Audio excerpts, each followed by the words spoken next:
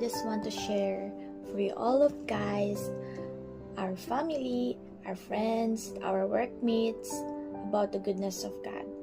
As we read on the scripture of the Lord in Deuteronomy 29 verse 1 to 8 is ito yung tumatak sa akin in verse 3 na nakita ninyo ang kapangyarihan ng Panginoon at ang mga tanda at kababalaghang ginawa niya.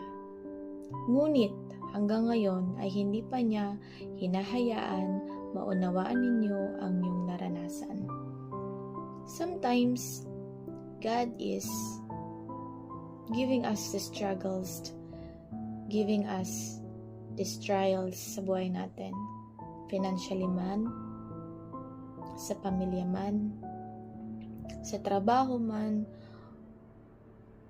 mga stressor sa buhay natin. Pero sabi dito ni Moses na 4 na taon na hindi kayo ginutom o nauhaw o hindi man nasira ang iyong kasuotan o sandalyas. Binigyan tayo ng Diyos ng mga ito upang malaman natin na siya ang Diyos. And truly that God is great, that God is a powerful God.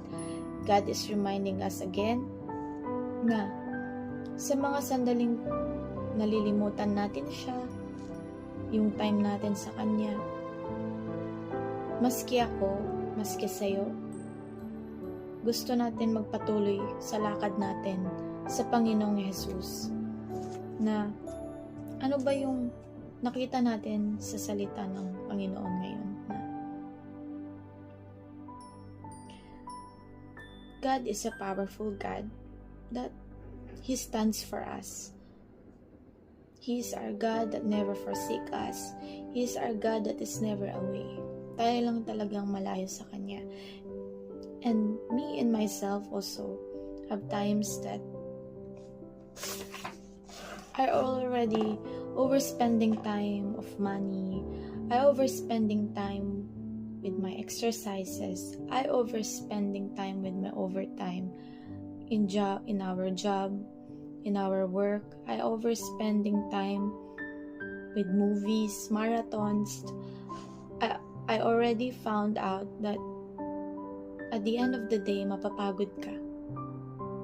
Without God,